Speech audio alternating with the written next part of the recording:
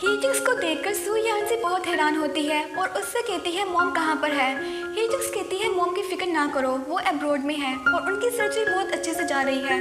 तुम मुझे पहले 3 मिलियन यॉन दो, मुझे अर्जेंटली चाहिए। सू यानजी कहती है मेरे पास इतने पैसे नहीं हैं। हीजिंग्स कहती है अगर तुम्हारे पास नहीं है तो ज़ीचंग से मांग लो, मैं तुम्हें 3 दिन का टाइम देती हूँ। अगर तुम मॉम को देखना चाहती हो तो मुझे जल्दी से पैसे ला कर दो, और वहाँ से चली जाती है। इसके बाद एना अपने घर के बाहर टैक्सी का वेट कर रही होती है। सीतू भी साइड पर खड़े होकर एना का वेट कर रहा होता है और दोनों एक दूसरे को देखते हैं। एना जल्दी से सीतू के पास जाकर कहती है सू यानजी प्रॉब्लम में है, मुझे अभी उसके पास लेकर चलो। और फिर इसके बाद दोनों जल्दी से गाड़ी में बैठते हैं। रास्ते में वो दोनों एक दूसरे को बहुत स्ट्रेंजली देखते हैं। सीतू एना से कहता है मुझे तुमसे कुछ कहना है। एना कहती है हाँ बोलो। सीतू कहता है मैंने इस बारे में बहुत सोचा है और मुझे लगता है कि बॉस और सू यानजी का रिलेशनशिप बिल्कुल रियल है, इसलिए इस टाइम हम दोनों को उनकी रिलेशनशिप में जो भी प्रॉब्लम्स हैं उनको सॉल्व करना चाहिए। और मैं इन सब चीज़ों को सिंपल रखना चाहता हूँ, ना कि कॉम्प्लिकेटेड। मैं नहीं चाहता कि उनकी वजह से हमारा रिलेशनशिप भी खराब हो। जिस पर एना उसकी तरफ देखती है और स्माइल करती है। इसके बाद हीजिंग्स को दिखाया जाता है कि वो अपनी मॉम के पास बैठी होती है। तभी एक नर्स वहाँ पर आती है। हीजिंग्स उस नर्स से कहती है कि मेरी मॉम का अच्छे से ख्याल रखना और इन्हें किसी से भी बात मत करने देना, और वहाँ से चली जाती है। सू यानजी एना और सीतू को हीजिंग्स के बारे में बताती है कि वो मुझसे 3 मिलियन यॉन मांग रही है। सीतू कहता है क्यों ना मैं तुम्हें अभी के लिए 3 मिलियन यॉन दे दूं, इस तरह से वो तुम्हें तंग नहीं करेगी। जिस पर सू यानजी उसे मना कर देती है और कहती है कि अगर मैंने हीजिंग्स को एक दफ़ा पैसे दे दिए तो वो मुझसे बार बार पैसों की डिमांड करेगी।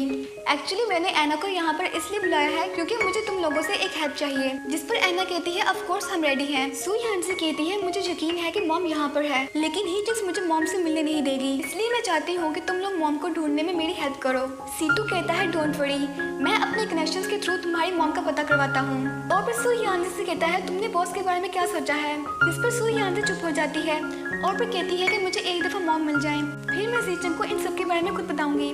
और फिर वो रूम में आकर अपनी और ज़ीचंग की फ़ोटो को देखती है और उदास हो जाती है।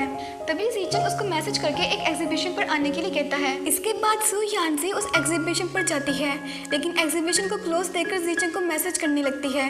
तभी ज़ीचंग वहाँ पर आ जाता है। सू यानजी उससे कहती है ये तो क्लोज है। ज़ीचंग कहता है लेकिन हमारे लिए नहीं, और उसका हाथ पकड़ के उसे अंदर ले जाता है। वो एग्जीबिशन मास्टर होंग शान यू की होती है, जो कि सू यानजी का आइडल है। सू यानजी को ज़ीचंग का ये सरप्राइज बहुत पसंद आता है और उसे थैंक्स कहती है। ज़ीचंग कहता है अभी एक और सरप्राइज रहता है। इतनी देर में वहाँ पर मास्टर होंग शान यू आते हैं।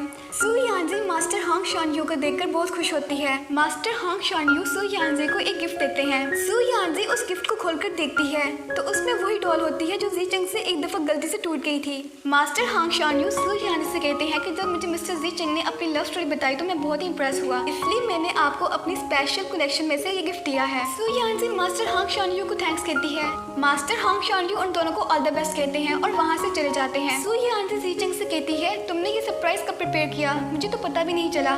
ज़ीचंग कहता है मैं काफ़ी टाइम से इसकी तैयारी कर रहा था, तुम्हें ये गिफ्ट कैसा लगा। सू यानजी कहती है बहुत अच्छा, और फिर दोनों एक दूसरे को स्वीटली हग करते हैं। दूसरी तरफ हीजिंग्स को दिखाया जाता है कि वो अपना सामान लेकर एक होटल में स्टे करने के लिए जाती है और होटल एम्प्लॉय को अपना क्रेडिट कार्ड देती है। वो एम्प्लॉय हीजिंग्स से कहती है कि आपका ये कार्ड काम नहीं कर रहा, जिस पर हीजिंग्स बहुत हैरान होकर देखती है और उसे अपना दूसरा कार्ड देती है, लेकिन उसका दूसरा कार्ड भी फ्रीज हो चुका होता है। हीजिंग्स कहती है ऐसा कैसे हो सकता है, और तभी उसको बैंक से एक कॉल आती है और बैंक वाले कहते हैं कि आपके सारे कार्ड फ्रीज कर दिए गए हैं। जिस पर हीजिंग्स को बहुत गुस्सा आता है। वो एम्प्लॉय गार्ड से कहकर हीजिंग्स को वहाँ से बाहर निकाल देती है। हीजिंग्स बाहर आकर अपने कुछ फ्रेंड्स को कॉल करती है, लेकिन कोई भी फ्रेंड उसका फोन नहीं उठाता। तभी उसको सू यानजी का ख्याल आता है और कहती है कि वो इतने आराम से वहाँ पर नहीं रह सकती। इसके बाद वो दोनों घर वापस आ रहे होते हैं। सू यानजी ज़ीचंग से कहती है मैं आज की रात कभी नहीं बोलूंगी। ज़ीचंग सू यानजी से कहता है तुम तो ऐसा कह रही हो जैसे हम दोबारा कभी नहीं मिलेंगे। जिस पर सू यानजी चुप हो जाती है। घर पहुंचने पर सू यानजी ज़ीचंग को सच बताने का फैसला करती है, लेकिन जैसे ही वो उसे सच बताने लगती है तभी आंट में वहाँ पर आ जाती है और सू यानजी से कहती है कि आपकी एक कज़न यहाँ पर आपसे मिलने आई है। जिस पर सू यानजी बहुत हैरान होती है और जैसे ही वो अंदर जाती है तो वो कोई और नहीं बल्कि हीजिंग्स होती है। सू यानजी हीजिंग्स को देखकर हैरान हो जाती है। ग्रैंडमा सू यानजी से कहती है कि मुझे तुम्हारी कज़न घर के बाहर बैठी हुई मिली थी और ये बेचारी काफ़ी मुसीबत में है, इसके पास रहने की जगह नहीं थी और इसकी मॉम भी काफ़ी बीमार है, इसलिए मैंने सोचा कि हम कुछ दिनों के लिए इसको यहाँ पर रख लें। क्या तुम्हें बुरा तो नहीं लगा। सू यानजी कहती है नहीं ग्रैंडमा। हीजिंग्स कहती है अगर सू यांजी को कोई प्रॉब्लम है तो मैं यहाँ से चली जाती हूँ। जिस पर सू यांजी कहती है मुझे कोई इशू नहीं, तुम यहाँ पर रह सकती हो। हीजिंग्स जीचंग की तरफ देखती है और उससे कहती है आप तो सू यांजी के फियांसे है ना, मुझे आपसे मिलकर बहुत अच्छा लगा, और उससे हैंडशेक करने के लिए अपना हाथ आगे बढ़ाती है। जिस पर जीचंग सू यांजी की तरफ देखता है और फिर वो उससे हैंडशेक कर लेता है। सू यांजी ग्रैंडमा से कहती है मुझे अपनी कजन से अकेले में बात करनी है, क्या मैं कर सकती हूँ? ग्रैंडमा कहती है ऑफ कोर्स, और फिर वो हीजिंग्स को उसके रूम में ले जाती है और रूम में आकर उसे गुस्से से कहती है कि तुम यहाँ पर क्या कर रही हो? हीजिंग्स कहती है मैंने ग्रैंडमा को ऑलरेडी बता दिया है कि मेरे पास रहने की जगह नहीं है। सू यांजी कहती है तुम कब तक यहाँ पर रहोगी? हीजिंग्स कहती है जब तक तुम मुझे 3 मिलियन युआन नहीं दे देती। जिस पर सू यांजी उसे हैरान होकर देखती है और उससे कहती है कि मेरे पास इतने पैसे नहीं है। हीजिंग्स कहती है मैंने अभी सबके सामने तुम्हारा इतना बड़ा सच पाया है, तुम तो बहुत ही सेल्फिश हो। सू यांजी कहती है तुम अपनी लिमिट क्रॉस कर रही हो, मुझे फोर्स मत करो, मैं अभी जाकर जीचंग को सब कुछ बता दूंगी और वो हम दोनों को यहाँ से बाहर निकाल देगा और तुम्हें कुछ नहीं मिलेगा। हीजिंग्स कहती है अगर तुम ऐसा करोगी तो तुम मॉम को कभी नहीं देख सकोगी। जिस पर सू यांजी उसे गुस्से से घूरती है और वहाँ से चली जाती है। हीजिंग्स खुद से कहती है कि सू यांजी बचपन से ही बहुत स्टूपिड है, अगर वो जीचंग को हैंडल कर सकती है तो मैं क्यों नहीं? अगर मुझे जीचंग मिल जाए तो ये सब कुछ मेरा हो जाएगा।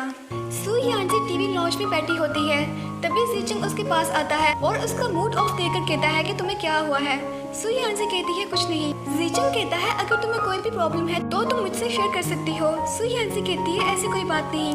तभी वहाँ पर हीजिंग्स आ जाती है और कहती है कि लगता है मैंने आप लोगों को डिस्टर्ब कर दिया, मुझे यहाँ से जाना चाहिए। और जाने से पहले सू यांजी से कहती है तुम इतनी परेशान क्यों हो, कहीं तुम मेरी मॉम की वजह से परेशान तो नहीं हो? जिस पर सू यांजी उसकी तरफ देखती है। हीजिंग्स कहती है डोंट वरी, मैं तुम्हें उनसे जल्दी ही मिलवा दूंगी। जिस पर जीचंग सू यांजी से कहता है कि अगर तुम हीजिंग्स की मॉम से मिलना चाहती हो तो मैं तुम्हें खुद कल वहाँ पर ले जाऊंगा।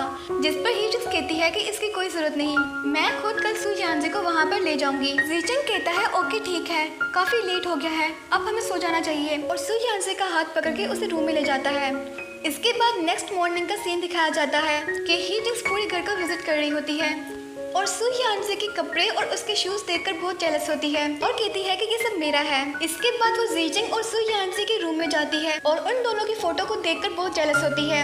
तभी वो सोफा पर रखे हुए पिलो को देखती है और कहती है कि इसका मतलब कि सू यांजी और जीचंग सेपरेट सोते हैं।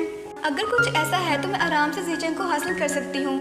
और फिर वो एक ड्रॉ को खोलती है तो उसमें सू यांजी का एंजल डियर का नेकलेस होता है।